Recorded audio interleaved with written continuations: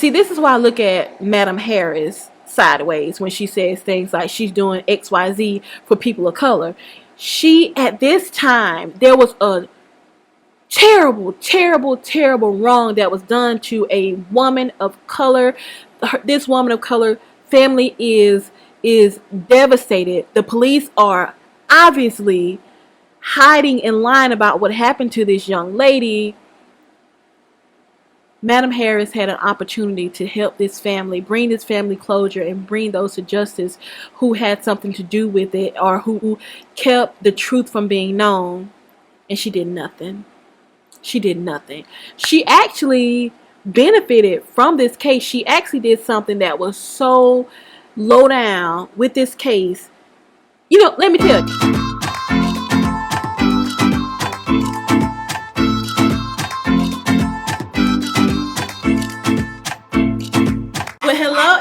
Lockdown the Bird Lady here, coming to you guys with a quick video. Well, nope, I lied. This is not a quick video. In this video here, this is my first actual video in this new series that I am going to call Parrots and True Crime. Thank you for joining in, baby. That was right on time. Yeah, I don't know what kind of intro I'm gonna have, but I'm just gonna probably play with them until I find one that I like. If you like that one, let me know. I mean, I think I crushed it. But anyway, I'm just kidding. If this is your first time actually on my channel, I do want to introduce my parrot. So this is Casper, which is my umbrella cockatoo. Are you going to say hi? Hi. Hi. And this is Danny, the loud one. This is Danny, my son conure. And Casper is 15 years old. I adopted him when he was 13. And Danny is now 3 years old, I believe. Are you 3 now? Yeah, Danny is 3 years old. Hi, Casper. Danny is 3 years old. And I actually had him since he was a few months old. A few weeks, so I think it was a few. Yeah, I got him when he was really, really small. He didn't have all his feathers, and I had to hand feed him and everything.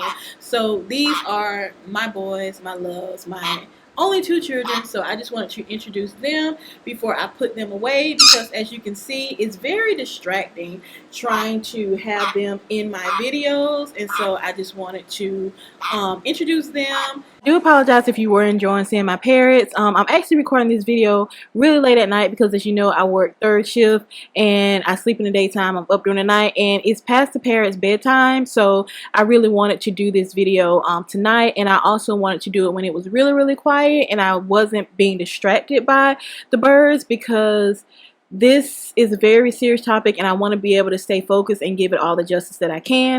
Before I start the video, I just wanted to give a disclaimer out here, and I have my disclaimer typed out on my MacBook, so I just want to make sure that I cover all legal bases. Everything in this video is in accordance with Section 107 of the Copyright Act of 1976.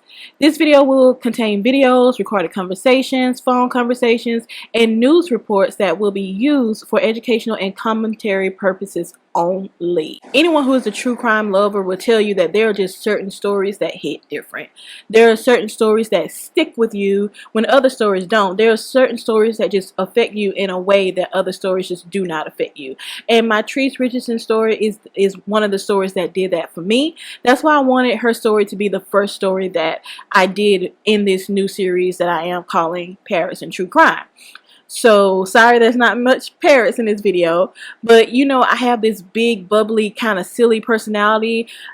This video, if my energy or my mood seems off, it's only because this video does affect me differently. I relate to my Mitrice in so many different ways, being someone who has struggled with mental illness, who struggles with mental illness, being you know, just, we're only 2 years apart. We're 2 years apart. I was born in 1983. She was born in 1985. We're only 2 years apart. And there are so many factors in my Mitrice's life that that just my Mitrice's story hits a different way. I can't explain it, but her story hits a different way. So I definitely don't mean, I hope I can do her story justice. And I hope that I can do her story justice. This video here is a bunch of information that I've been researching over the course of years and months, and Mitrice's story came back up in my memory when all the election in 2020 was going on. So a lot of stuff about the election and the candidate, that actually brought up a lot of memories for me, remembering what happened to Mitrice. And what I'm doing is I'm just compiling a bunch of information that I have. Now what I want to do is I want to give a shout out and complete, well, not complete credit, but most of the credit of this video to Trace Evidence. Now I have been researching this for a while. There are certain names, certain dates that I have been looking up and I could not find them. But when I ran across Trace Evidence's video about Mitrice, he had the names, he had the dates, he had everything. Just please make sure before you jump into this video that you tackle your own invisible issues. If you have things going on spiritually, emotionally, or mentally, this is not the video that's going to help you to just unwind and decompress. This video is very triggering. This is your trigger warning here, and I will put several trigger warnings in the video. And I'm going to go ahead and let you know, I talk with a lisp. I have a slight speech impairment. So there are some things I'm going to let you know I'm going to probably mispronounce 1,000 things in this video, but you know, take it for love. So I just want to make sure that you are in a good headspace physically, mentally, and emotionally before this video. And there is a fly in the room. So if you see something just fly across the camera, it's just a fly. Shoe fly, don't bother me. He's not listening to me. With Mitrice's story, I want to start at the beginning. Some people who watch true crime, they want you to get into the crime and what happens. There will be timestamps in the description box below if you just wanted to jump directly to Mitrice's story and if you want to just jump into the actual crime that happened. That is just check out the description box, and there will be time stamps there, either in the description box or either in the pinned comment. So, but I want people to get an understanding of who Mitrice was. A lot of times when something happens to an individual, that individual becomes what happened to them or what they did or didn't do, and people don't even realize who they were as a person. So I want to really take my time and tell you who Mitrice was as a person, so you can see her as a person and not just see her as what happened to her. Maybe if people see her as a person, someone out there knows the truth. Maybe that person will come forward. It took Carolyn Bryant 62 years to come forward to say that she lied about what happened to Emmett Till. So hoping it doesn't take 62 years for Mitrice's family to find out what happened to her, but maybe if you look at her and her family as actual people, then maybe this will prick someone's heart and cause them to come forward. If you do have any information and you want to come forward, links, phone numbers will be in the description box below. Mitrice Richardson was born on April 30th, 1985. She was born to Latice Sutton and Michael Richardson. And I think I got that wrong. I don't know what her mother's maiden name was. I should have looked that up, but right now her mother is Latice Sutton. I don't know what her maiden name was. I'm sorry I didn't look that up for you guys. And it didn't dawn on me until I just said it. They met as juniors in high school. Going into their senior year, Latice becomes pregnant with Mitrice. Right? She moved in with her grandmother Mildred, and her grandmother, when Mitrice was born, she will keep or babysit. In the South we say keep. She would babysit Mitrice for Michael and Latice so that they would be able to go to school. Once they graduated from high school, she still babysitted Mitrice for them so they can be able to work jobs. Now, Michael, Mitrice's father, he had a history of selling marijuana. But at the time, you know, he was trying to go straight, do everything good, do everything the right way for his family. So he was working at a fast food restaurant. He began to become a little frustrated with his fast food job because he was going paycheck to paycheck. I got a girl and I got a daughter to take care of. I need more money. So he ended up, you know, going back to selling drugs. He didn't want to, but he felt like at the time that's what he had to do to provide for his family. The fast food job that he had just wasn't doing it for him. So eventually his crime was said to start to escalate, and he eventually went to jail on multiple drug-related felonies. Now, he was sentenced to 8 years, but luckily, to get back to his family, he only had to serve 4 years. He only ended up serving 4 years. By the time he got out of jail, Latice had moved on. And I really can't blame her because, like, back in the day, Back in the day, I was your ride or die. I'm gonna be there for you. I'm gonna put money on your books. I'm gonna do all this stuff. No matter how long you be there, when you get out, I'm gonna be there for you. And once I got older, I'm like, if you go to jail for more than a weekend, longer than a weekend, you are considered as a no call, no show, and you are fired. Yes, you're fired. So I don't blame Latice on that. She had a daughter to take care of. So she met Mr. Larry Sutton. And she and Larry Sutton, they got married. And Larry was an excellent and amazing stepfather to Mitrice. So she had her mother, her stepfather Larry, and her father Michael, and her great-grandmother Mildred. And she just ended up being just this really well-rounded individual. So Michael was actually released in 1993. And they lived in Los Angeles. Life in Los Angeles, just the racial tensions were so high between the Black and Latino community and the police and law enforcement. So in the 70s, the LAPD, I'm just going to tell you a little bit how things were in LA so I can paint the picture of how their lives were while they were there. So in the 70s, the LAPD formed gangs within their station. The gang, they had their own code of conduct, they followed their own rules, and those rules oftentimes included illegal activity. So gangs began to really grow in the 1980s, and tensions were getting higher and higher between the community and law enforcement. There was one group called the Vikings, and that was a gang within the LAPD. A judge later called them a neo-Nazi white supremacist gang. We're getting to 1993 where everything kind of really started to get really, really bad. Now, I'm pretty sure you know who Rodney King was. If you don't know who Rodney King was, why don't you know your history? That's the question I have for you. Why don't you know your history? But anyway, I will put a link down in the description box to talk about Rodney King. If you want me to do a video on Rodney King, I will do that as well. But everyone should know what Rodney King, what happened with Rodney King.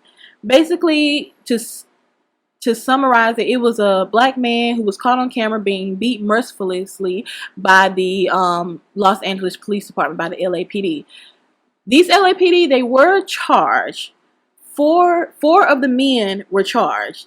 3 were acquitted, and the jury deadlocked on the 4th one. So when all this happened, the LA riots started in 1993. Yeah, the LA riots, they lasted 6 days. There were 63 people killed in the LA riots, and there was about 2,000 people that were injured. Lee Baca later on took over as sheriff in 1998. Remember that name, Lee Baca. He took over as sheriff in 1998, and he told the LA Times that it would be unconstitutional to ban officers from joining these LAPD neo-Nazi white supremacist gang. He said he can only ask them not to join. So with all this going on in Los Angeles at the time, Latice wanted her daughter to have a chance at a better future, a better life. Not only a better future, but a safer future, because things were getting very, very tense and very, very dangerous in Los Angeles at this time. So what they did, they moved to Covina, Los Angeles. It's a suburb in the San Gabriel Valley area. It's 22 miles from Los Angeles, and at the time when Latice and Larry and Mitrice moved to Covina, it was 98% white. So that just tells you what type of neighborhood it was. It was a completely different world from how things were in downtown Los Angeles. Latice ended up opening her own legal services business. Latice was a wonderful mother to Mitrice. She always told her that she can be whatever she wanted, but she had to make sure that she always gave 100%. People said that she was a little tough on Mitrice, but I believe that with her growing up in Los Angeles, she knew how it would be for Mitrice, not only being a woman but also a black woman. So she wanted to make sure that she instilled that in her, make her, you know, tough, smart, and she was a brilliant girl, and she really raised a completely well-rounded daughter. You'll see. So while I was researching about Mitrice, everything that I found people said about her who went to school with her, who knew her, talked about how she was just this breath of fresh air. You know, she was very talented and charismatic, and you know how some people, they can just, when they walk in the room just lights up. This is how Mitrice was described. This is how Mitrice was described. People absolutely loved her, and they said they talked about how beautiful her personality was, how friendly she was, just a wonderful person. Her Aunt Lauren actually called her a little princess. So Mitrice was very, very, a lot of people say intelligent. Mitrice was brilliant. Let's get that right. Like, it was past intelligent. She was brilliant. She was actually, I really actually believe that Mitrice was gifted because she would get really bored in school, and because the schoolwork was just too easy. Usually when people get really, really bored with what, like, the normal school curriculum, is because their mind is just so advanced and they're gifted. Mitrice was a brilliant young lady. Latice, Mitrice's mother, always expected her to be responsible and hardworking. So this actually trickled over into her academics. She got really high grades. She was always on the honor roll. She won awards, and she was very athletic. In middle school, she became a cheerleader, and in high school, she began to participate in cheerleading competitions. So along with that cheerleading, she actually loved dance. You know, that goes hand in hand with cheerleading. She actually really loved dance, and she was really good at it. So it wasn't just like hip-hop dance. It was ballet, modern dance, whatever. Mitrice was good at it. And eventually something changed where she just began to hate outdoors. She didn't want to participate anymore in any more sports that had anything to do with outdoors. She didn't like to hike. She didn't like to camp. She used to like gardening with her grandmother, but she no longer wanted to garden with her grandmother because she said that she didn't like being dirty and she didn't like bugs. And that's completely understandable. I'm a gardener myself, so I don't mind it, but you know, I can understand it can be a little ugh. So what she started doing was indoor activities like dancing, reading, crossword puzzles, journaling, things of that sort. And this is going to be really important, so take notes. When she got her driver's license, she was so excited, and Mitrice didn't like to walk. So she told him, she's like, now that I have my license, I am going to walk as little as possible. I'm not walking anywhere. I'm walking as little as possible. Mitrice didn't like to be outdoors. Mitrice did not like to walk. Eventually, she fell in love with psychology. She just wanted to understand how the mind works. She wanted to understand why people did what they did. So she graduated. Of course, she graduated with honors from high school, and she was the first member of her family to attend college. Her mother was very, very smart. Herself, Latice, was very smart. But Mitrice was the only one to attend college. She went to Cal State Fullerton, which is a very good school. It's about 20 miles south of Covina. So she actually moved back in with her grandmother Mildred, because Mildred just lived closer to the school, and I think it was over an hour in LA traffic to get to Cal State from Covina, and it was a lot less time to get there from her great grandmother Mildred's house. Her great grandmother Mildred at the time was 90 or 91 years old, so it was like a win-win situation where Mitrice can help with her grandmother. She can make sure her grandmother was safe, and also she wouldn't have to take that long commute to school. So everyone was really, really happy with the arrangement there. So Mitrice in college, of course, you already know Mitrice was killing it in college. She made a dean's list and everything. And while she was in college, she came out as a lesbian to her family. She was very afraid. She didn't know if they would accept her, but her family still accepted her, and that was a really big load off Mitrice's back. She started working at the Santa Fe Springs Shipping Company, and she actually started working there. She became an executive assistant, and she started dating the owner's daughter, Tessa. Now, Mitrice stood out as a top student to the psychology professor. They noticed how bright she was. They noticed how much interest she had in the field of psychology, so they began to, you know, kind of get really close to her and take her under their wing. She graduated with a psychology degree in 2008. After graduating, she actually wanted to pursue her master's degree and eventually her doctorate. She was looking to go into grad school at Pepperdine University, which was in the Malibu area. Mitrice still had her job at the shipping company in the daytime, but at nighttime she worked at a gay and lesbian club called Deborah's in Long Beach, and she went by the name Hazel. Now, just to stress this, she was not an exotic dancer or a stripper. She was like a go-go dancer, and she had like business cards with her name and her picture on it, very professional. Her biological father, Michael, he didn't like her doing this. He thought that she would get hurt. Of course, this is his only daughter, so he's not gonna want, you know, his daughter doing that. But, you know, she you know how we are when we're younger. We're like, you know, I got it, don't worry about it. I got it, don't worry about it. Not only did she do the go-go dancing, but she also she also started to pursue modeling. She was a very beautiful girl. She was a pageant queen. What one technological advancement do you wish had never been invented? Cell phones. Although when you're stranded, they help contact your family in the need of a spare tire or just in any need of emergency, but they also cause a lot of accidents and they cause a lot of friendships from forming because as soon as people get out of class, the first thing they want to do is talk on their cell phones. So I just wish that cell phones would be limited to just emergencies only. Thank you.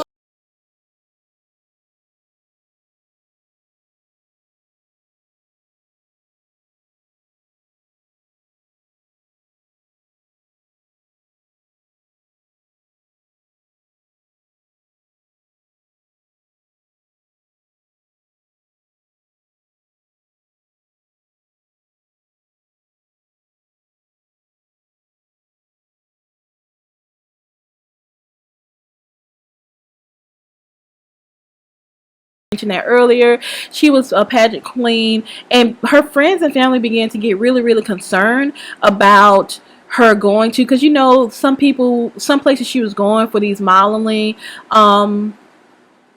interviews were very sketchy. Now, she actually was a guest model at the Playboy Mansion, so that lets you know this you can see for yourself. She's a very beautiful young lady. She eventually broke up with Tessa. After breaking up with Tessa, she started dating a young lady named Vanessa.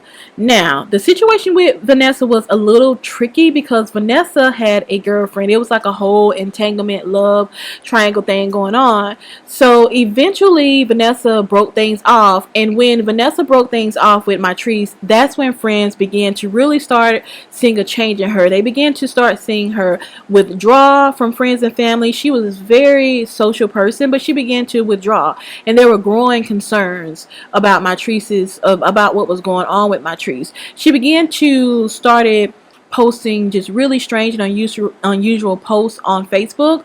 One particular post, you know, it kind of caught her mother's. I don't know if someone's told her mother or her mother saw it herself, but she texts Mitrice and like, "Hey, are you okay?" You know, she's texting her just checking on her.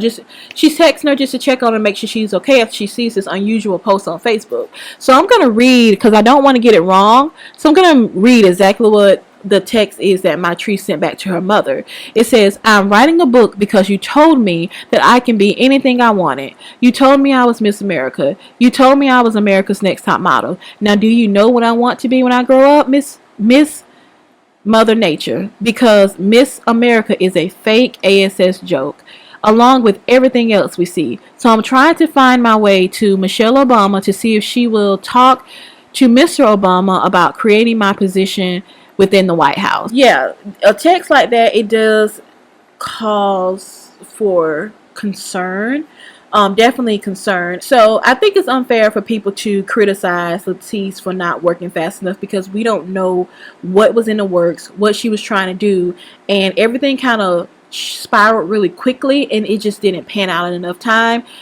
We don't know. So leave that woman alone. On September the 16th of 2009, between the hours of 8:26 a.m. and 1:24 p.m., Mitrice posted 66 rambling posts on Facebook. 66. She showed up to work at the shipping yard that day, and she left for lunch. She left for lunch and she didn't come back. It was a little concerning because one thing about Mitrice was a very hard worker. She was dependable, and there was no way that she would have just left that job without telling someone that she was going to leave. So sometime after she left for lunch, throughout the day, she went by her Aunt Lauren's house, and she like hid business cards like all over her aunt's house in different random places. They also were sprawled on the yard and on the steps.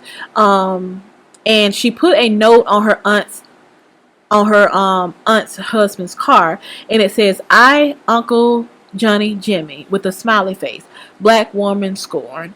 Not a lot of people have said anything about this note left. It just kind of really made me wonder, you know, what was going on and why would Mitrice leave that notice there. So she stopped by her great-grandmother's house, Mildred, to let her know that she wasn't going to be there for dinner that day. and that the beach was calling her and that she was going to follow the light. So I have seen people comment that maybe she was going to look at the Malibu area because Pepperdine was there, and like right at the intersection of Malibu Canyon and Pacific Coast Highway, that's where Pepperdine is. So people are thinking that maybe she wanted to go check out the area Pepperdine, but then we found out later that, you know, specialists said that she was bipolar and she was going through a manic episode. So we really don't know, you know, she just said that the beach was calling her and that she was going to follow the light. So it is suspected that Mitrice watched the sunset until 7 p.m. 7 p.m. she's on her way back. This is the same day, September 16th of 2009. 7 p.m. she's on her way back, and she sees this big sign, Geoffrey's Restaurant. Now, I believe it was the lights, and other people have said the same thing. The lights that drew her to this big sign. It's dark now. The sun has gone down. You watch the sunset. The sun has gone down. Now you originally said you were going to follow the lights. You see this big sign that says Geoffrey's. So she pulls up to Geoffrey's, and Geoffrey's is just this fancy upper echelon, you know, celebrities, just a really, really nice place. And it's valet parking only. That should tell you. Valet parking only. So the valet person comes to Mitrice's car and says, you know, I gotta park this other person's car in front of you. Give me about 5 minutes. I'll be back to park your car. And Mitrice, while he's gone to park the other car, she gets into his car. What I'm thinking is, maybe he was sitting in his car waiting on someone to pull up, and he might have left the door open or the window down, you know, maybe sitting in his car listening to some music or something. I don't know. But she gets in his car and she starts going through his CDs. He comes back, he sees Mitrice in his car, and he's like, what's going on? Why are you in my car? And she's like, it's subliminal. And she began to just say a bunch of things, and eventually she says that she needed to avenge Michael Jackson's death. So then she asked him if Vanessa was there. Remember Vanessa? Vanessa was the girl that she dated after Tessa, and it's fly. Vanessa was the girl that she dated after Tessa, and Vanessa was the one that had the girlfriend that broke things off with Mitrice, and then Mitrice kind of really started to withdraw from anyone. So that's Vanessa. And so he's like, I don't know who Vanessa is. She told him to watch out for the girl with tattooed arms. I don't know if Vanessa had tattooed arms or not, but I know Vanessa was the ex-girlfriend's name. The valet, you know, gets her keys so that he can park her car, and he escorts her into the restaurant, and he tells the hostess, like, hey, watch out for her. I don't know if she's on drugs or what's going on, but she's just really acting a little weird, so just keep an eye on her. So Mitrice, she stood out in this restaurant because like I said, this is all, you know, bougie and upper echelon and everything. She had on blue jeans. I'm trying to remember. She had on blue jeans, Vans, a Rastafarian hat, a t-shirt, a long t-shirt up under a Bob Marley t-shirt. So she really, really stood out from how people usually dress coming to that restaurant. I forgot, she also had on a pink alligator belt. People described Mitrice, or the manager described Mitrice as kind of childlike and fun. So she orders a cocktail and a Kobe steak, and she sees these people at another table, another party, and she goes and she pulls up a chair and asks if she can sit down. They was like, yeah, of course, go ahead and sit down. So she's having and talking to these people, having fun, and she's really just saying a lot of things that didn't make sense. She was telling people like she was from Mars, but her mother was from Earth, and the hostess, she was no bother. The hostess actually goes to them and asks, like, is she bothering you? And they're like, no, she's fine. And so her food comes, she goes back to her table, she eats her food, she drinks her cocktail, and she goes back to the table, she's talking to them, and when they get up to leave, she gets up to leave. So the manager and the hostess, everyone had been keeping their eye on Mitrice anyway. As Mitrice gets ready to leave, the manager stops her and like, hey, you need to pay your bill, you didn't pay your bill. And she said, well, no, I did, they paid it for me. And he's like, no, they pay for their food, but you have to pay for your own food. So how are you going to pay? She says, I'm busted. What are we going to do? And he's like, you know, you have to pay for your food. So she pulls her pockets out to show that she doesn't have any money. And she tells him that she's from Mars. So her cell phone, from my understanding, if I'm not wrong, her cell phone was actually in her car. So they're like, you know, do you have anyone that you can call? The only number that she can remember was her great-grandmother Mildred. So she calls her great-grandmother Mildred, and they call her, and she offers to pay for Mitrice because of the policies that they had there. They said she had to either come down and sign or send the fax of her signature. I know rules are rules. I know there's all kind of identity theft. Rules are rules, and they didn't want to be liable. But man, it was just so many ways that this story could have gone another way. And she's 91 years old. She can't drive that time of night all the 40 miles down to Malibu. And of course, she doesn't have a fax machine. So even people in the restaurants, Patreons in the restaurant, they were offering to pay for Mitrice. Why he wouldn't let them pay for Mitrice, I have no idea. But they were offering to pay for her, pay for her food for her. Because, like I said, Mitrice was very, very nice. The manager said that she was very childlike and playful and making jokes, but she still seemed a little embarrassed. So I don't know. I just don't understand why he wouldn't let the other patrons there pay for her. I don't get it. And so eventually they called the police. And when they called the police, I'll play the call for you. Roswell Sheriff Station Deputy Shalette, how can I help you? Hi, I'm calling from Geoffrey's restaurant in Malibu. Yeah. We have a guest here who is refusing to pay her bill, and we think she sounds really crazy. She may be on drugs or something. We are wondering if someone could come by and pick her up. Okay, well, what's the address there? It's 27400 Pacific Coast Highway. And is she a white, black, Asian, Hispanic? She's young black girl. She's probably in her 20s. Okay, what's she wearing? She's wearing a black T-shirt and I think blue jeans. Is she with anybody else? No, it's just her. So when the police got there, they gave her a field sobriety test. She passed it. They asked her if she had any money. So Mitrice told them that her wallet was in her car. When they went out to her car, they said that they couldn't find her wallet. They just said it was just so much stuff in there that they couldn't find her wallet. A little bit of Mary Jane. It wasn't enough to take her to jail, but it was enough to give her a ticket. So they did ask the owner, they're like, you know, hey, what do you want to do? Do you want to press charges? The owner's like, yeah, I want to press charges. And the owner decided to press charges. So Mitrice is arrested. The owner later came out and said that he didn't want anything to happen to her. If he said that he didn't want to press charges, she got back on the road, and he didn't want to be liable if she had an accident or something happened just due to her mental state. And he thought the police were going to take care of her, and yeah, that's what they were supposed to do. But Mitrice is taken to jail.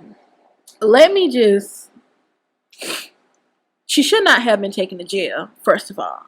She should have been put on a hold. I think it's like a 72-hour hold for $51.50, and have her evaluated by a specialist or a psychiatrist. Not treated like a criminal, because they charge her with the little bit of marijuana she had, and they also charge her with defrauding an innkeeper. I believe that's what it was, for the unpaid bill. Now the bill was only, I don't know if I told you this before, but the bill was only $89. Here's the receipt. It's like a $60 steak and a cocktail. It's $89. Mitrice's car is towed 15 miles away from where the police station is. By this time, Mildred has called Latice and let her know what was going on with Mitrice. So Latice called the restaurant. The restaurant told Latice that, hey, this is what's happened. They've taken her to jail. And so she calls the jail, and I also have that call. I am calling. I'm a little frazzled right now. I understand my daughter is being brought into the station. Mitrice Richardson. Have they made it to the station yet, and she's been booked? Okay, do you know where she's coming from? It's some restaurant out in Malibu, and I didn't even think to get the name. The manager came in. The only place we have somebody that's in custody that they just announced on the radio that they're coming up is from Geoffrey's in Pacific Coast Highway. It's the only female that's being brought up to the station as we speak. They actually just put it on the radio right before you called. Okay. I'm her mother, and are you guys going to book her and then release her on her own recognizance tonight? Because it's dark, she doesn't have a car, and I don't want her wandering out. I'm totally just taken aback because this is so out of character for her. Yeah. And you'll see when she comes in, she's well spoken. I think the only way I will come and get her tonight is if you guys are going to release her tonight. Yeah. If she's going to be held in custody for some type of arraignment tomorrow, then I will wait until tomorrow. She definitely has no place, I mean, she's not from that area, and I would hate to wake up to a morning report, lost somewhere with her head chopped off, so I guess I would have to come and get her. Oh, my God. Yeah, we're in the Great Hills. The only thing is, at least in the station here, she will be separated, so nobody's going to be with her. So at least that's, the plus thing, so you don't have to worry about her safety. I feel safe with her being in custody. It's being released, but I'm worried about it. It's crazy out here. All righty. Well, then I will more than likely call and touch bases with you guys a little bit later. Okay. And she'll call you as soon as she comes in, too. Every time I hear this call, I get chills because what Latice said in this call is like prophetic. It's like prophetic. And she had, a 10-year-old daughter at home. She thought her daughter was safe in a cell. She thought her daughter was safer in a cell than she was on the street. I just want to say that the police never documented anything about Mitrice's mental health.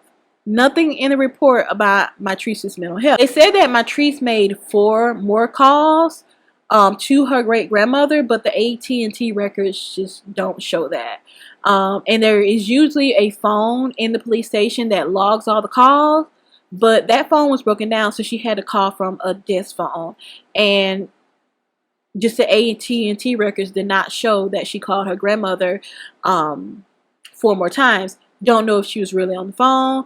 Don't know if she was talking to herself and they thought she was on the phone. I don't know. But the phone records does not show that she made those additional calls to her grandmother, Mildred. So that morning, Latice calls the police station back just to see what time they're going to release Mitrice. So there was no communication there that Mitrice's mother had called. When Mitrice was released, if there would have been enough communication, or if someone really would have cared enough to communicate and try to make sure this girl didn't get released after midnight by herself in a completely remote area, they could have called her mom on second thought, we are going to release her tonight. You can come on down and get her. She'll be okay until you get here. But the jailer who spoke with Latice on the phone never told the deputy who processed her. No communication whatsoever. So keep in mind, her car is about 15-16 miles away from where the jail is. Why would you, the time that she was actually released was, I think, set of 12, I believe it was 12:23 a.m. that night, or 12:28 a.m. that night. Why wouldn't you at least give her a ride to her car? Well, I've heard a lot of people say that, the police couldn't give her a ride because, it's against policy. But let's debunk that now. So police can give a ride with approval. They can give a ride with approval. Now, 3 years before Mitrice went missing, Mel Gibson actually was arrested and taken to this same police station in Malibu, in the Lost Hills police station. He was arrested for drunk driving. With him being arrested for drunk driving, he didn't even pass his field sobriety test like Mitrice did. He was arrested. So he was actually allowed to leave the police station without giving a palm print, without signing a statement saying that he will return to court as required. They just let him go. Not only did they let him go, but the sheriff's sergeant gave Mel Gibson a ride from the same police station, Lost Hills police station, that Mitrice was taken to the same tow yard 16 miles away where Mitrice's car was taken. Now, he did get some backlash because of this, because he did it without any approval of the station commanders or his superiors. But still, if you let a man, you wouldn't even let a man leave his station at night. Why would you let a little bitty young tiny girl who's obviously having many mental issues leave in the middle of the night, who's not even from the area. So just to debunk what everybody is saying, they couldn't do it, it's against policy. They can give ride if they have permission, if they get approval. I don't see it documented anywhere where they try to give approval. They just, you know what, let me move on. So Latice calls the station back. When Latice calls the station back, I'm going to play this call, and I do want to let you know this call is very, very triggering. It's very, very frustrating. And if you don't want to hear this call, timestamps again are below. Just skip to that time. Skip to the next one here, the next section of this video, and I'll continue to tell the story. But just trigger warning. Knoxville Station, Baumgartner. Yes, hi. My name is Latice, and I called not too long ago regarding my daughter, Mitrice Richardson. How long before a missing persons report can be filed? Is it 24 or 48 hours? Well, it depends on the circumstances, but I didn't take your call, so I'm not familiar with it. Did she just not return home after going out? She was arrested last night. This is the first time she's been arrested. She's in an unknown area. She's never been in. She's without a vehicle. Nobody can find her. And where was this at? Where was she arrested at? Your facility. Her name is Mitrice Richardson. Okay. Do you know if she's here now, or was she released? They said she was released. Okay. And what time was she released? At just shortly after 12 a.m. Yeah, normally I wouldn't recommend doing one that soon. Right. What is the time frame? You know, I guess probably 24 hours would be reasonable. I mean, if there would be some mitigating factors, you know, where you would suspect maybe something, not quite right. She doesn't know the area. She's never been in your area before. Where does she live? She is unfamiliar with that area. Do you think she possibly could have gotten a bus home? No. Listen, my child has never ridden a bus. Okay. No. Right. She would not know how to ride a bus. I would probably wait till, early this morning, and if she doesn't turn up, you can certainly call. I don't suspect anything bad happened. I'm concerned because, first of all, I thought they were going to keep her overnight because she was highly intoxicated. Something is obviously going on with her. Have you talked to the jailer? Yes, I have. He said he tried to get her disabled because she was an adult. They had to let her go. I believe that she is highly depressed, and she's in a depressive state. It could be possible that maybe there's a lot of options and a lot of possibilities, and I don't think all of them would be, something dire. But I can certainly understand your fears, being your daughter and all that. Well, I think she's depressed. That's what has me. That's worried you more than just her? Okay. That and the fact that she's in an area where she doesn't know where she's at. Yeah. Does she take medication at all?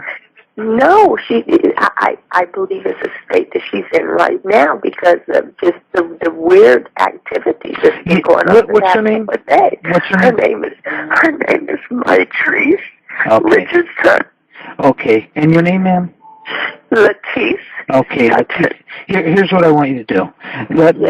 Why don't you wait a couple hours and give us some time to I'll go back and talk to the jailer and try and get a timeline of when she was released and, make sure she's not asleep in our lobby or anything like that. And then once you give us a call back in a couple hours, if she hasn't shown up or made contact with you, then maybe we can do something for you. It seems to me that he really wasn't paying attention. He just wasn't taking it seriously. He was very dismissive. I think Latice said Mitrice's name 2 or 3 times. And then that officer is like, what's her name again? When he said that, her voice crack. You can hear her voice crack, because I'm pretty sure she was thinking, this man don't even care enough to remember my baby's name. And another thing that really frustrated about me, another thing, I can't even talk.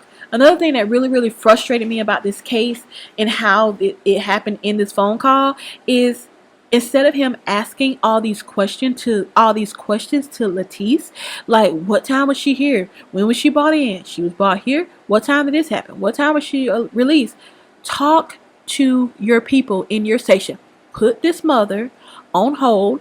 Go talk to people in your station. Go look at the logbooks. Go do whatever you need to do to find out this information. But there is no reason that this mother who's looking for her child should have been doing your job for you. That's your job to find out that information. You work at that police station. She doesn't. Let me move on, because y'all, this right here. And then he gonna tell her to wait 24 hours unless there's mitigating circumstances. You're telling me that a girl released at 12:30 at night in an area that she's not familiar with, where she doesn't live, who has not been heard from a scene since then. That's at least been 6 hours. So hours have gone by. She's not been seen. She's not been heard of. She's obviously having some mental problems, or could have been intoxicated from what her mother has, just going by what her mother has told you. That's not mitigating circumstances that this woman hasn't been seen or heard from again since you guys released her in the dark by herself. Okay, I want to know what mitigating circumstances is in their book. So around 6:30 a.m., Bill Smith, he has a ranch in the area. He's a rancher, and he also is a retired news reporter. He actually calls the police station. Bill Smith lives about 6 miles away from the police station. So he actually calls them, and here's that call. Well, Sheriff Station Office, can I help you? Yeah, hi. Hey, this is Smith at Cold Canyon. We had a prowler walking around through the backyard here, but we don't know what the situation was. I don't know if you had a unit in the area. Might do a little drive-by or something. Okay, where's this at? This is Cold Canyon, like hot and cold in Montecito. But it's in the back of the house, which is right where Wood Bluff hits Cold Canyon. And we just had a strange woman walking through the backyard here. It's a fairly large property, and she was sitting on the steps right on the back of the house here. This is kind of a circular driveway, and the gates were closed, so we don't know where this woman came from. And you said the cross was Wood Bluff? Yeah, that's right. There's a horse trail, hiking trail access through here, but we've never had this kind of thing happen before. What's she look like? White, black, and a tall, slim black woman with afro hair. How tall? Well, she was sitting down, stretched out on the wooden steps in the back of the house. Hard to tell, but she looked like she might have been medium to slightly tall, with a big afro hair, very skinny. And I think she was wearing maybe jeans or tight pants with a T-shirt. You've never seen her there before? No, never. Nobody ever does that. I mean, the people hike on the trail all the time. The trail goes through our property, but we leave it open on purpose because it's kind of a nice thing for horses and people. And you said she was laying across the steps, or? She was sitting kind of sprawled out on these wooden steps in the back of the house, right against the back of the house. She's since got up and left? She's since gone, yeah. She's been gone about 5 minutes now, but as we thought it over, we thought maybe a little drive-by wouldn't be a bad idea. And what direction was she last seen headed? Never saw her. Once she left, she just disappeared. I moved from one window to another. I said to her, I hollered down, "Are you all right?" And she said, "I'm just resting," or something like that. But she's certainly gone out of her way to get to that close to the house, because the hiking trail is not that close. It's on the ridge. Great. Well, since we haven't checked the area for her. Appreciate that very much. Not a problem, sir. Thank you. Bye. Bye. So with him describing Mitrice laying out on the steps, being sprawled out on the steps, and her saying that she's just resting, I really believe Mitrice was just tired. Let's say she walked that entire 6 miles. Let's say she walked, those 6 miles to this rancher's house, to Bill Smith's house. Now, historically, looking at the historical weather for the Montecito, Malibu area, on September 16th of 2009, in that day it was in the mid-80s, and the night it was in the 60s. On September 17th, which is when he saw Mitrice, it was in the 90s that day, and that night it was in the 60s. So Mitrice had been walking and exposed to at least 60, mid 60 degree weather, even if she was walking all night. In that daytime, you know, the temperature rose to 90 degrees. It doesn't matter if it was 50 degrees out. You walking that far, you're going to be tired. So she was tired. They went out and they said they didn't see her. But neighbors actually reported seeing Mitrice in the area. They reported her either entering or leaving the rancher's home. They also reported hearing screaming around the time Mitrice went missing. So Latice arrives at the police station about 6 p.m. But Latice and I believe her aunt, Mitrice's aunt Lauren, was with her as well. So she asked for surveillance, just to see, you know, which way Mitrice could have gone and how she was acting while she was there. They said their cameras didn't record. Take note. Well, to be exact, they told them there was no footage. Is exactly what they said. But as she's found the report, someone says, "Oh yeah, she's been seen at Bill Smith's house."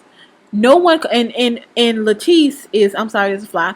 Latice is understandably just upset about it because no one called her, no one told her anything. So she's like, okay, you couldn't even call me and tell me, you couldn't leave with that. You couldn't call me and tell me that someone had spotted my daughter. This is 6 p.m. So this is 12 hours after Mitrice had been seen at Bill Smith's house. And it was just kind of like in passing, like, oh yeah, by the way, you know, and they gave her directions to the house and the area, and they didn't even go with her. They didn't assist her. She went out there by herself. Someone should have called this woman as soon as her daughter was spotted. As soon as she was spotted. And the way that Mitrice was described, they knew that this was Mitrice. Unless, again, someone wasn't communicating and they didn't even know that this woman was missing. So, come on now, y'all. But, as Latice goes to Montanito, to the rancher's home, to see if she can pick up any traces of her daughter, see her daughter anywhere, she starts looking around and she just is filled with dread because she's saying hilly. It's just a very rugged, hilly area. There are terrains and canyons. It's mountainous. It's just a place where it's not going to be an easy trek for anyone. And then Mitrice did not like outdoors, so there's no way she would have walked all the way from that police station in the pitch black. This area had no street lights. There was no lights out there. It's pitch black out there.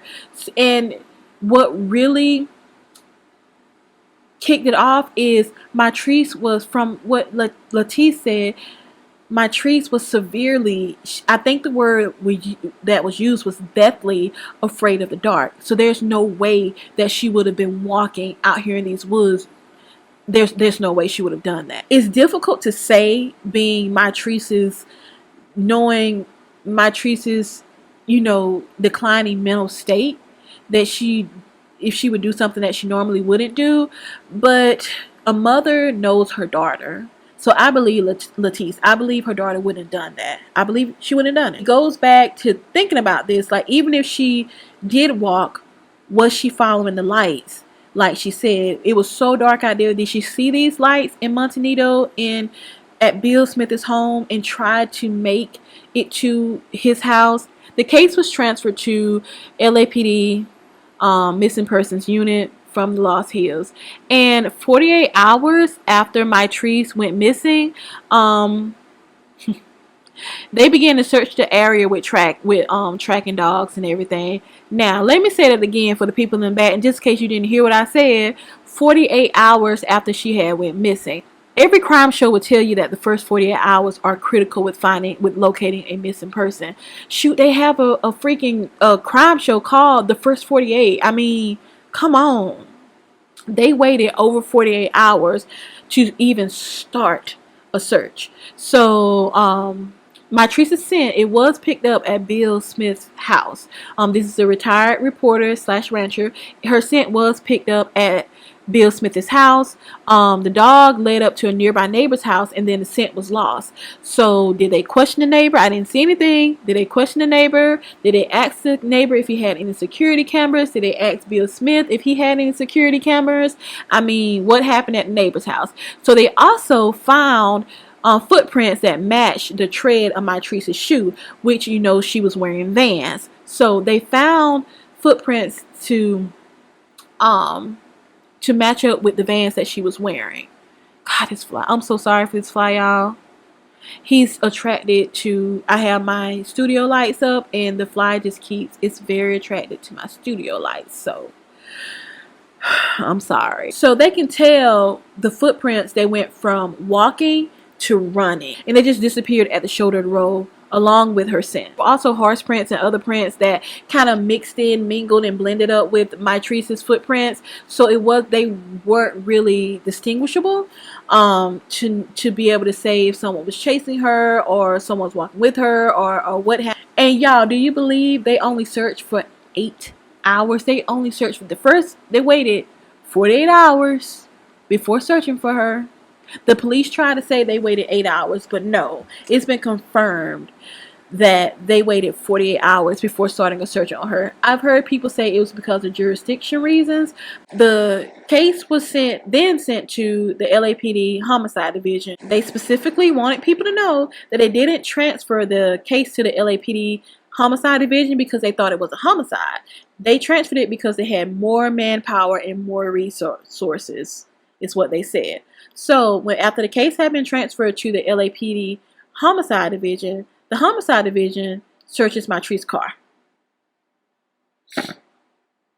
So this is 48 hours after Mitrice has went missing. The case has gone from the Lost Hills Sheriff's Department to the LAPD Missing Persons Unit.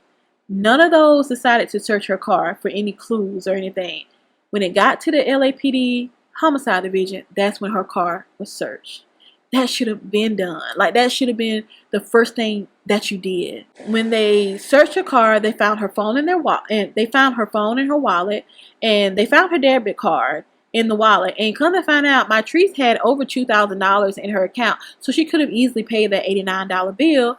When she sent the police to her car, had they found the wallet then, actually did a thorough search then, found the wallet then, she could have paid for it, and I wouldn't be telling y'all this story. They found her journal in the car. That was the most telling thing in her car, was her journal. They actually allowed a psychiatrist to review her journal, and the psychiatrist determined that she was more than likely she was bipolar and she was having a manic episode, just by the ramblings in her journals that she had in her car. So the media picks up the story, and the sheriff denies knowing anything about Mitrice's mental state. They actually ended up finding an email that was sent on September 20th from Lieutenant Scott Chu to his captain Thomas Martin, saying that Mitrice was acting unusual and the arresting officers were uneasy about releasing her. But there's nothing documented in the arrest reports. It kind of make you wonder why those arrest reports wasn't originally released, doesn't it? And the sheriff's department actually says they have no knowledge. And then Lieutenant Chu actually said he had no knowledge, no recollection of writing that email. So yeah, such forgetful cops they are. In Captain Martin's video with Malibu Surfside News, he said that there was no surveillance video of any kind. Latrice and her family, they were troopers. They were not about to let anyone forget about Mitrice. They were not going down without a fight. They had flyers, they had signs, they stood on the side of the road with signs. They went news stations, press conferences. The police really didn't even seem concerned. Like, the family was doing more than what the police were doing. The police was like, oh well, she's gone, oh well, next. So there was so much conflicting information and so much misinformation from the Lost Hills Police Department, LAPD. It was just so much stuff that was going on that the family, they decided, actually Mitrice's mother and father actually decided to hire a civil rights attorney. Civil rights attorney actually held a press conference, a small press conference in front of the Lost Hills Sheriff Department. So a few days after hiring the civil rights attorney and having the press conference, all of a sudden this paperwork, the arrest records that they had said they couldn't release because of protocol, all of a sudden within a few days that was released, but none of it said anything about Mitrice's mental state. None of it made any mention about Mitrice's mental state. So on January the 6th of 2010, keep in mind, Mitrice went missing September of 2009. So this is 4 months after she went missing. Latrice's Aunt Lauren, I think it was Sheriff Baca, and Captain Morgan. Morgan, like it's not the drink, but Captain Martin actually had a meeting. I actually called them down and they had a meeting together, and all of a sudden that footage that they didn't have, the footage of any kind that they didn't have, it all of a sudden showed up. Miraculously showed up. Oh wow, how great of that footage to just show up after they hired the civil rights attorney. Yeah. See how things get to changing when you get an attorney involved? Captain Martin, after admitting in this meeting that there was video footage, he said the reason that he said that there was no footage is because the family asked for footage of the outside. They don't have footage of the outside. They only have footage of the inside. I'm just going to remind Captain Martin of what he said originally. You originally said there is no footage of any kind. But now that they have a lawyer, there is footage, and he only said that there was no footage of any kind because they asked for footage of the outside to see which way she went, not footage of the inside. So he's playing with wordplay. This woman's young daughter is missing for 4 months, and he's playing wordplay and semantics, and that just. So I'm just going to read to you exactly what the Lost Hills Sheriff Department spokesperson, Mr. Whitmore, says. Just going to read this exactly to you what he said. He said, man, the nerve of these guys. When asked why they told, we're not going to mix words. Why did they lie about Mitrice? About there being no footage of Mitrice. This is what he said. He said, should they have been more forthcoming and said, well, there's this perhaps, then you have to ask yourself, was this done because we were scared or trying to cover something up, misbehavior, missteps? I don't think so. So 3 days after it's found out that there was actually a videotape, there was the largest search in 20 years done in the Los Angeles County. Now, this is 4 months after Mitrice went missing. There was 200 to 300 people covering a 10-mile radius around where Ben Smith's home was, where he last saw her. This wasn't done immediately after she was seen there. This was done 4 months after she was seen there. And after they hired an attorney. And after it was found out that there was actually video footage. So in this search, they had dogs, horses, helicopters, ATVs, the works. They had everything going on. And they still found nothing. They found nothing at all. Several months later, Mitrice's father, he's in Vegas, and he says that he sees Mitrice working there as a prostitute. He said he calls her name, he runs after her, but she runs from him, and he loses her in the crowd. He thinks that she's been trafficked by maybe someone that she met, while modeling or while she was at the parties at the Playboy Mansion. He just figured that, Mitrice had been trafficked. And 2 months after they were told there was actually video footage, they were called in. The video clip shows that she's uneasy. She's swaying back and forth, like pulling on the bars. She's laying on the concrete, and she gets up and she's swaying back and forth. She's pulling on the bars. She's very, very uneasy. And for about 10 minutes, she's sitting in a swivel chair. She's just staring at the wall, just, kind of like swiveling like side to side. And she's just really not engaged in anything that's going on. She's just staring at the wall for like about 10 minutes. The family confirmed that this behavior isn't normal for Mitrice. Even what the restaurant said, that she was a little, erratic and very high energy and joking and childlike and everything. Now, the police were like, even after the family said you know, this is not normal for her. This is not how Mitrice usually acts. There's something wrong with her. The police is like, no, she looks normal to us. How are you going to tell a mother that she doesn't know her child?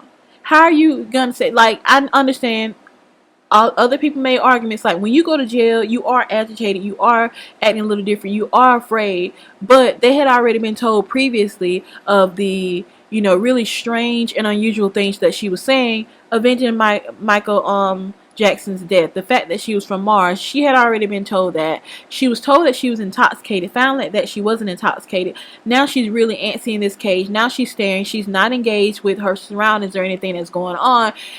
All of that lets you know that something isn't right with Mitrice at that moment. Even though they're shown this video, it was said that the video was obviously doctored and some things was cut out on the video, some things that were removed, like time jumps in the video showed that, you know, it wasn't a constant video of minute by minute, second by second, hour by hour video of Mitrice being there. There was time jumps, and that obviously showed that the video was doctored, allegedly doctored. This really makes me wonder if they actually did have footage of the outside, because they completely lied about having any kind of footage whatsoever.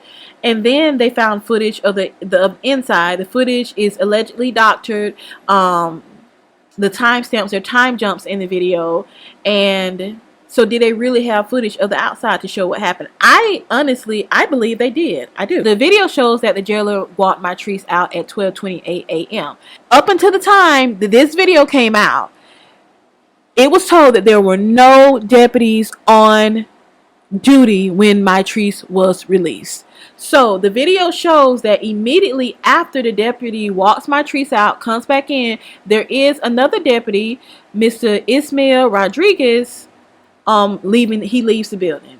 And what was really strange about this is, I found this later on, that they let Mitrice out of the back door where the officers went in and came out, and not the front door where visitors went in and came out. So that just seemed really, really fishy. But Mr. I don't know if he's still an officer. I'm just going to say Mr. Rodriguez said that, you know, he didn't see Mitrice. So I don't understand why he didn't see Mitrice if he left out immediately after the jailer escorted her out and walked right back in. So I don't understand. And it took them a while for them to release his name, because so many videos that I found, they said that they couldn't find the deputy's name. But again, trace evidence was on it and had that name. So, and they also said that he was questioned and he did not have an alibi for where he was the time that Mitrice went missing.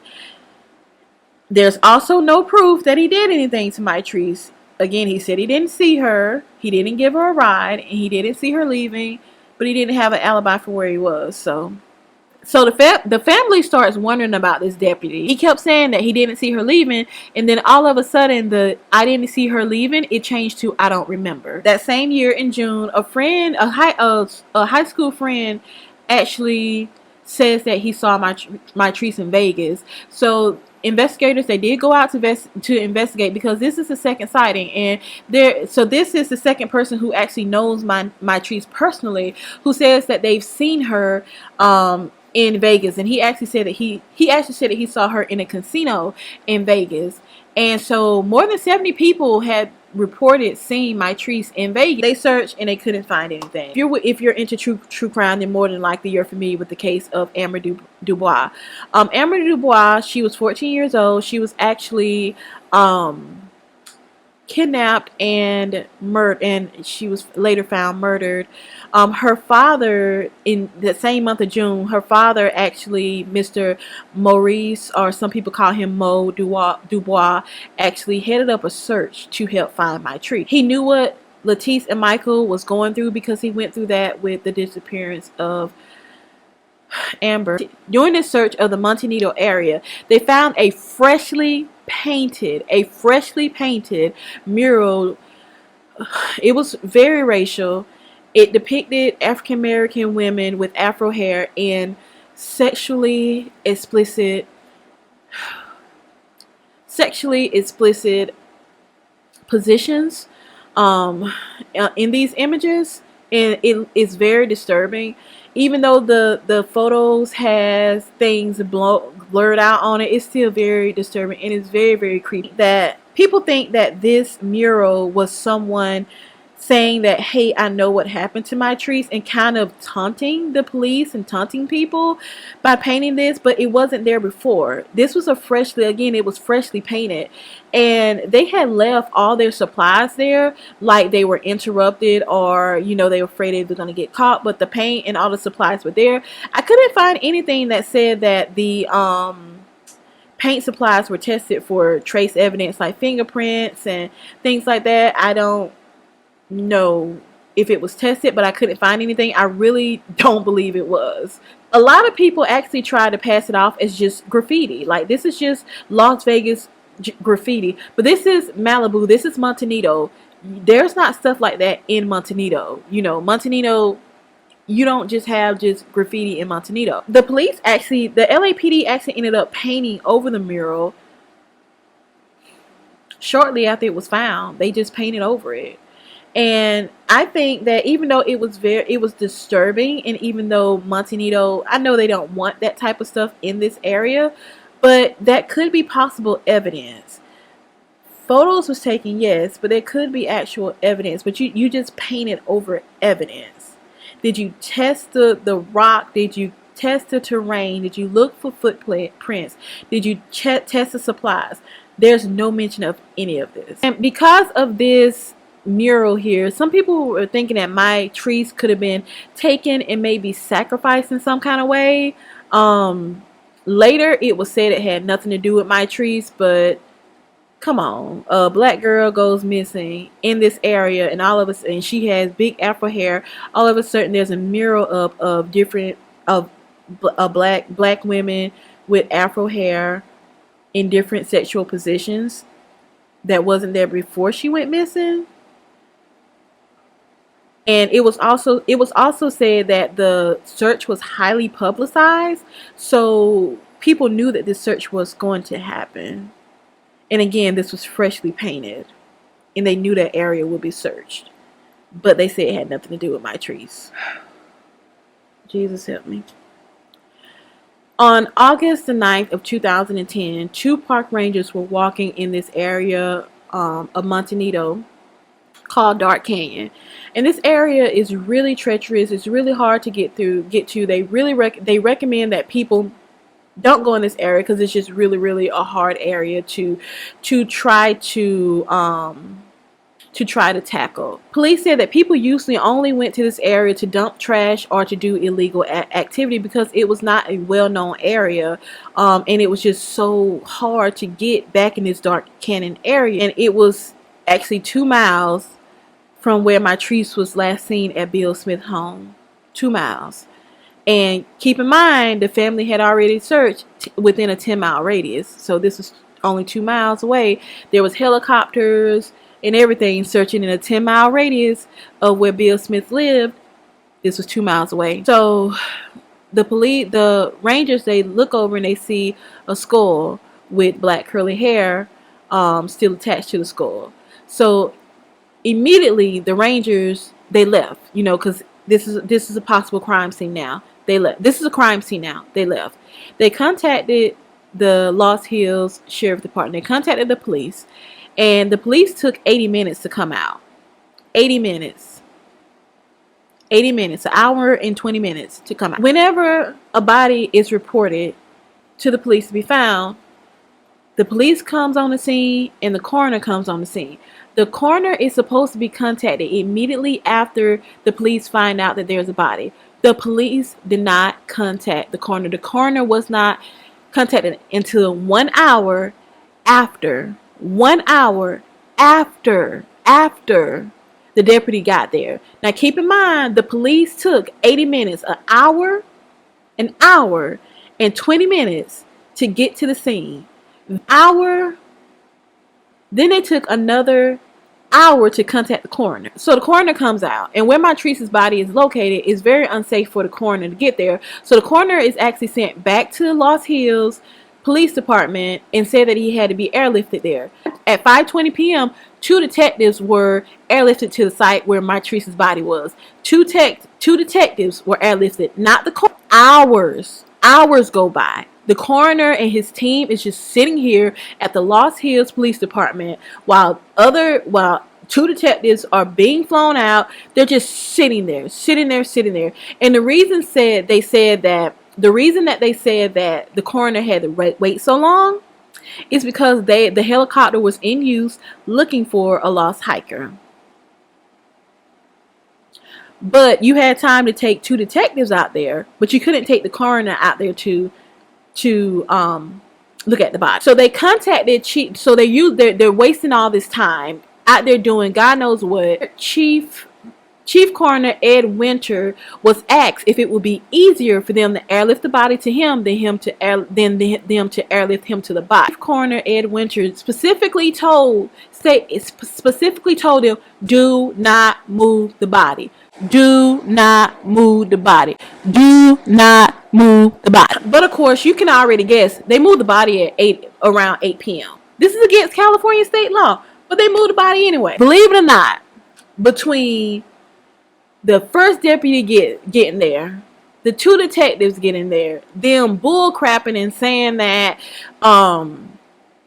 they were looking for a hiker. 6 hours has gone by that the sheriff's department has just been alone with Mitrice's body.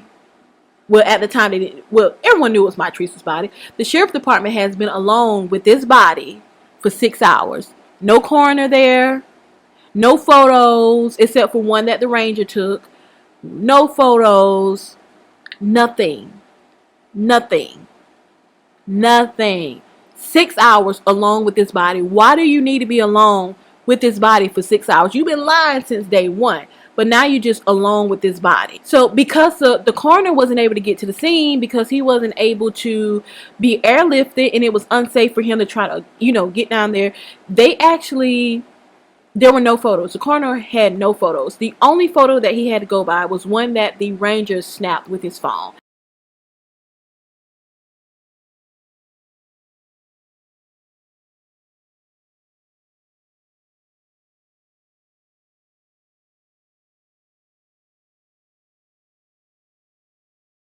I want to give you a warning. In this part of the video, I am going to talk about going to graphic details about how Mitrice's body was discovered. And I just want to warn you, it's a lot. It's hard for me. It was hard for me to research it. It was hard for me every time I hear it. I've just cried so much with discovering this case, and especially when I get to this part. But I want you to know Mitrice's story. Mitrice's story needs to be told over and over and over again so that people will know what this young lady and her family went through and are still going through. So if you don't want to hear graphic, it's rough. I'm telling you, it's rough. If you don't want to hear graphic details about how her body was discovered, there are timestamps, so just skip to the next timestamp. Give you time to click off. All right, so I'm looking at my computer because I want to make sure I get everything right. I pretty much know in my head, but I don't want to miss everything. I don't want to miss anything. So Mitrice's body was found partially mummified, which was really weird for this area in Montenegro. And what I did, I looked up reasons or ways that a body could be mummified if open to the elements. I'll put some links in the description box below that you can go and judge that for yourself. Her body was in various stages of decomposition, which is weird. You would think that if her body has been out there that entire time intact, then her entire body would be decomposing at the same rate. It usually just doesn't happen in nature when a body is exposed to the elements. And the head was completely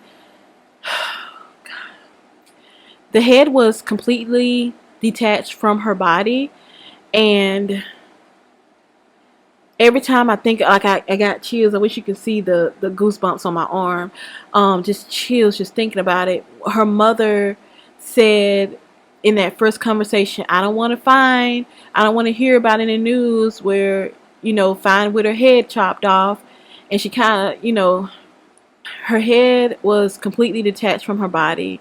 And resting upside down on her torso. Latrice's body was completely nude. The only thing that was recovered were her jeans, her belt, and her bra. Her right leg was found about 6 feet up the canyon from where her body was found. And the strangest thing about it was there was no evidence that any animals had done anything to the body, and which is weird for the Montanito area, because they had like coyotes, they had vultures, birds of prey birds. They had all these different kind of animals in the area, and none of the animals disturbed any of Mitrice's remains. Left arm was flexed, and her palm was resting on her chest. It was said that her arm was found in an awkward position, a really weird position, and it's almost like her arm was defying gravity. And even though the sheriff's department had 6 hours with the body, they were with the body for 6 hours, but there was about 8 hours since the body had originally been discovered. They didn't even contact Latice. They didn't even contact her. There was she had a really good relationship with a journalist. Once the journalist found out, the journalist contacted her. The sheriff's department never did. Never did. So even with this information here, the sheriff's department, they still continued to lie, because they said when they lifted Mitrice up by her skull, and her whole body came together, that the body was completely intact. There was nothing missing. But how can the body be completely intact if her head was resting upside down on her torso, and her right leg was found 6 feet up the canyon? So the sheriff's department just continues to lie and lie and lie. And so when the police were asked, what the police tried to say that animals removed Mitrice's clothes. That's why she was completely nude. They said that animals removed her clothes. So that means that they would have had to remove 2 shirts from her. They would have had to take off her shoes, then take off her socks. They would have had to undo her belt buckle, remove her belt from the loops. They would have had to unbutton and then unzip her jeans, remove her jeans, and then the animals would have had to unhook her bra. And they would have had to take in her underwear and all the other articles of clothing that weren't there. They would have had to take that with them. The reason that I put it that way, I'm not being facetious, but I'm just trying to let you know how stupid that sounds, because the animals didn't touch the body. The clothes, if the clothes had been ripped off Mitrice, maybe animals had torn the clothes off her. But the clothes were perfectly intact. They were a little dusty, they were a little dirty, but the clothes were intact. So how do animals undress a person? Y'all have seen videos of me with my birds chewing on my clothes, and I'm showing you guys, like, he put a hole in my shirt. This is my birds doing this. You know, my dog, when she was a puppy, she would pull on the bottom of my skirts and rip my skirts. So there's no way, if domesticated animals can't do it, trust me, wild animals can't do it either. I don't know why a lot of people won't mention this, but where Mitrice's body was found, it was found adjacent to a 21-acre ranch that produced dirty movies, Born with a P, that produced those types of movies there. The ranch was very secluded, and it had direct access to the creek bed where Mitrice's body was found. The coroner actually ruled that it wasn't a homicide because there was no evidence of foul play. There were no gunshot wounds. There were no evidence of trauma. But my thing is, and I'm about to get to this in a minute, and this is going to be very fishy. My thing is, if all of her bones weren't there, how can you say that there was no evidence of trauma? How can you just say that it wasn't homicide, and it was just ruled undetermined because they really didn't know. I mean, we still don't know. We can speculate, but we still don't know. But the fact that some of her bones were missing, very important bones were missing, that could have shown evidence of strangulation or had her having her throat slashed. Yeah, that's very fishy, being that the police had 6 hours along with the body, no coroner, no witnesses, no nothing, and then her bones in her neck were never discovered. The bones in your neck, when you're choked or when you have your throat slit like that, like your throat can be literally slit down to the bone, it leaves your hyoid and your throat bones are crushed to show that you've been strangled. But Mitrice's neck bones were completely gone. Keep in mind, the police said when they pulled her up, she was intact, but her neck bones were gone. Her neck bones were completely gone. It's almost like somebody knew or had forensic knowledge that would be able to show that would show that she was strangled or something happened to her around her neck part. There's a reason that her neck bones are gone. So Mitrice's family goes down to this creek bed to put like a memorial up for where Mitrice's body was found. You've seen them before. The memorials that they have like on the side of the road when someone has had an accident. While her family was down there putting up this memorial for Mitrice, why did her family find her finger bone? One of her finger bones. This just lets you know how mishandled the evidence was in this crime scene was, and it infuriates you. No mother should have to find her child's finger bone. No mother should ever have to go through that. Police department, they swore up and down that they thoroughly processed the area, and from what I've heard and watched and read, it was said that her finger bone was found within feet. If they would have just walked a couple of feet, they would have seen this child's finger bone. Mitrice's mother is frustrated with the findings of the coroner, how everything is being handled. So she hires Miss Kalina Koff. And I believe that's how you say her name. If it's not, I am so sorry. Miss Koff, she actually she had history working for the FBI, so she knew what she was doing. So a meeting happened with Miss Koff, Sheriff Baca, Lieutenant Rosen, and Latice. Rosen said that he just declares that he was given permission to remove the body by a staff from the coroner's office.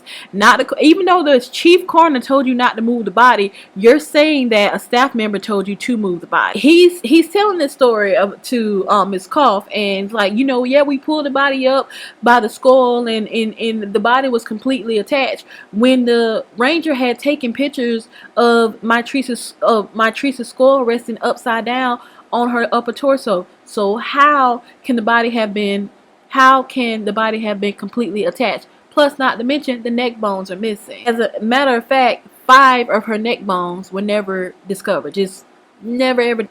That's impossible that the head was still attached. So they are still lying.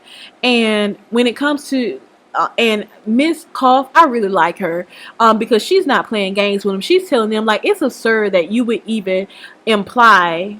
Okay, I'm going to say exactly what she said. She said, it's absurd to suggest that this was the work of animals. And this is when it came to them saying that Mitrice's clothes were removed by animals. Again, the clothes were completely intact. Miss Koff actually said that it didn't look like Mitrice's body, her remains, had been just laying out there exposed in the elements for 11 months. Plus, remember, we had an aerial, we had horses, we had ATVs, we had people searching this area within 10 miles. This area was 2 miles away from where she was seen. A radius of 10 miles was searched, and we also had helicopters, so they would have seen something. But thinking that just her body was put there, that her body was placed there. And remember, the rangers had already been out there on a drug bust for the Mary Jane being grown. She wasn't out there at that time. So because she called him out on the whole animals removing Mitrice's clothes, this is what Captain Smith says, and I quote, if animals didn't remove Mitrice's clothes, then it must have been the creek that did so. The creek was 60 feet away from Mitrice's body. So basically, you know what, we're not even going to entertain that. Specialist Koff says that with Mitrice being out there, if she had been in the elements for 11 months, then her remains should have been fully skeletal. But they should not be in various stages of composition and partially mummified. There's no way that this will happen for that area being exposed to the elements for 11 months. And about the left arm, I'm just going to read this off. She described Mitrice's left arm. She said it was the left arm fixation could not have been created by the environment conditions where the body was found. There was nothing present to hold her arm in such a position. It was defying gravity. The scene should have been treated as a homicide investigation, as a crime scene. It was not treated as a crime scene, and she really had issues, as she should, with a medical examiner. She said they did not take the full complement of actions that were available for over the course of their examination. So I have a list here. Mitrice's hair was not examined. There were other hairs nearby. She wanted to, and it would have been good to examine those hairs that were nearby, because they would have told if those hairs were cut, or if those hairs were pulled out, or if they just fell out naturally. And it also would have told if it was Mitrice's hair or someone else. There was also an earring that was found tangled up in Mitrice's hair that was still attached to the skull. There was not another earring matching that was in her ears or anywhere on her body. And Mitrice was not reported to have been wearing those type of earrings when she disappeared. So whose earrings? The clothing that were found were not even examined for any kind of other hairs or fibers. Like, this is like crime scene investigation 101. I know I am a criminal. I do have a degree in criminal justice, but I knew that by watching CSI and NCIS. That anything you find, when it's a body, anything you find, you test it for hairs and fibers. That was not done. The surrounding area was not checked for blood. There was such a disregard for Mitrice's clothes that her clothes were not put in a separate evidence bag. Again, criminology 101. It was not put in a separate evidence bag. It was just taken, wadded up, and thrown in the bag with Mitrice's remains. Unbelievable. Unbelievable. Nothing was preserved. Nothing was protected. It was also said that Mitrice's teeth had a pink coloration to them, and that could mean that she was strangled, but without the neck bones, without having those 5 neck bones, then you couldn't say for sure. So Boca actually lied and said that he had contacted the FBI to examine the remains, but come to find out that was a lie. Eventually, Mitrice's body was exhumed. The coroner, the same police department, I don't know why they had the same police department to examine it. Of course, Mitrice's mother, Latice, was not happy with this. And they found the same thing. They found the same thing. So Michael and Latice actually ended up filing a lawsuit against the Lost Hills Police Department, and they actually won their settlement. They won $450,000 apiece, so it was a $900,000 settlement. So, but that didn't help them. It was bittersweet because they still didn't have their daughter. That didn't bring their daughter back, and they still did not really know what happened to her. I know you're wondering why Kamala Harris is in the thumbnail. You thought it was clickbait. No, it might have been a little clickbaity, but no, it was not clickbait. She actually has something to do with this case, believe it or not. Now, there was a formal complaint that was filed against the LA County Sheriff Department, and it was at the time, Kamala Harris was actually Attorney General. The complaint was filed October 5th of 2015. It included 500 pages, and it highlighted potential crimes and violations by the LA County Sheriffs. So 6 weeks. It only took 500 pages. It only took them 6 weeks to determine, and they determined this on November the 16th of 2015, that there's no reasonable interference, that there's no evidence that deputies broke the law. So the fact that they allegedly falsified reports by saying that she was acting normal, didn't document her mental health, the fact that they lied about, and the fact that there's an email saying, hey, we felt uneasy about letting her go, and she was acting really unusual. The fact that that email was seen, denied, and then said, I don't remember writing that email. So that wasn't reasons for you to look into it. That was not any reasons that a crime had been committed. They lied and said that no deputy was on duty when Mitrice was released. But we have Mr. Deputy Rodriguez. What was it? Ismail Rodriguez, that was seen leaving immediately after Mitrice was leaving. So the coroner told them not to remove the body. They removed the body anyway. So what about like things like tampering with evidence, obstruction of justice? What about any of these situations here? That's no reason for you to look into it. So see, this is why I look at Madam Harris sideways when she says things like she's doing XYZ for people of color. At this time, there was a terrible wrong that was done to a woman of color. This woman of color family is devastated. The police are obviously hiding and lying about what happened to this young lady. Madam Harris had an opportunity to help this family, bring this family closure, and bring those to justice who had something to do with it, or who kept the truth from being known, and she did nothing. She did nothing. She actually benefited from this case. She actually did something that was so low down with this case. You know, let me tell you, Mitrice's father, Michael Richardson, he actually wrote a very heartfelt letter to Madam Harris, Attorney General Harris at the time, and asking her to just look into it. I just want to highlight one of the things he said in this letter. And he says, Ms. Harris, I will dive right into the purpose of my letter. Many African Americans voted you into office because we felt as though you would become a solution to our problems. African Americans did not believe that once you were elected, you would become part of the problem that is currently going on around the country right now with African Americans. Ms. Harris, I look at you and I see Mitrice. Miss Harris, I look at you and I see Mitrice Richardson. You're a young, smart, black, and beautiful young lady who busted her butt in school to one day become someone who could be helpful to make a difference in people's lives. Also says, I sit here typing this letter with tears in my eyes because the very people that we should trust are killing the African American population as they are going to win a teddy bear at a local fair. Jesus.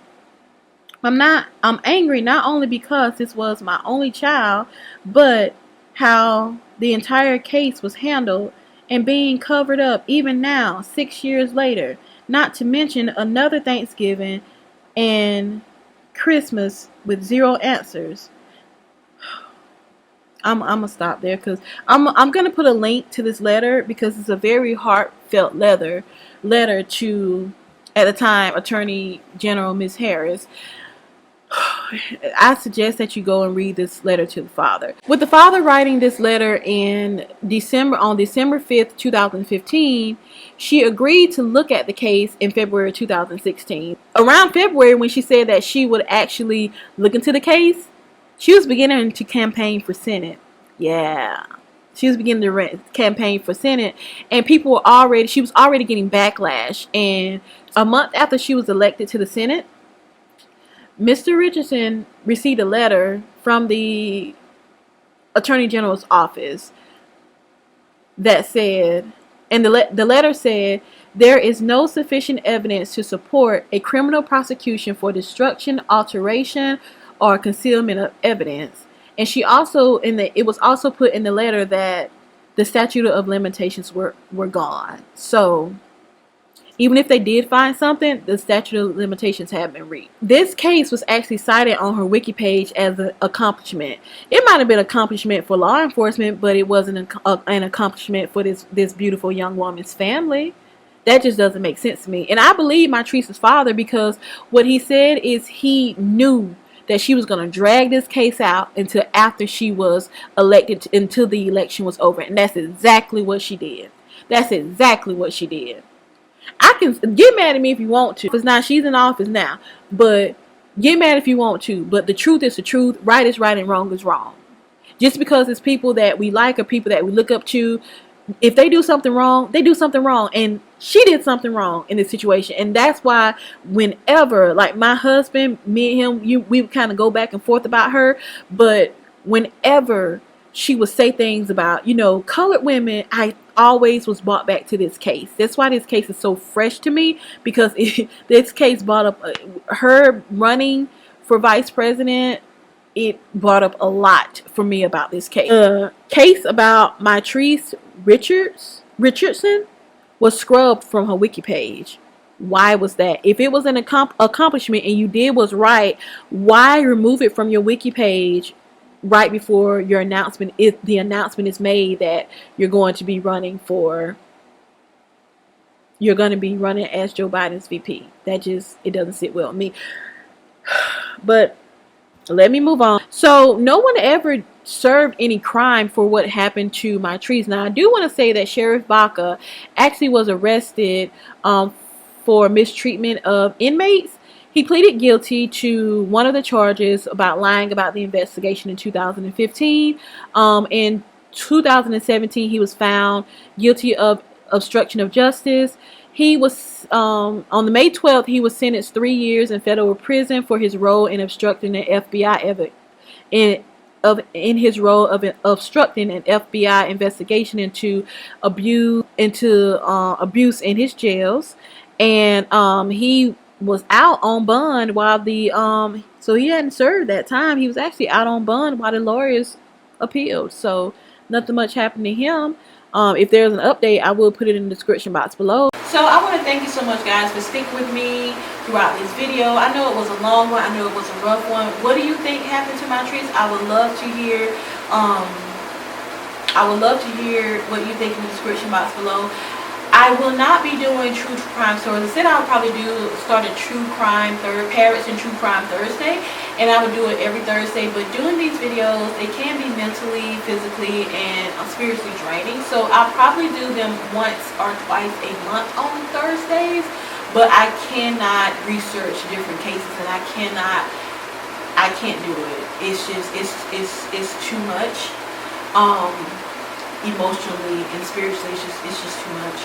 So especially cases like this. My next case that I do, it's going to be a really, really light case.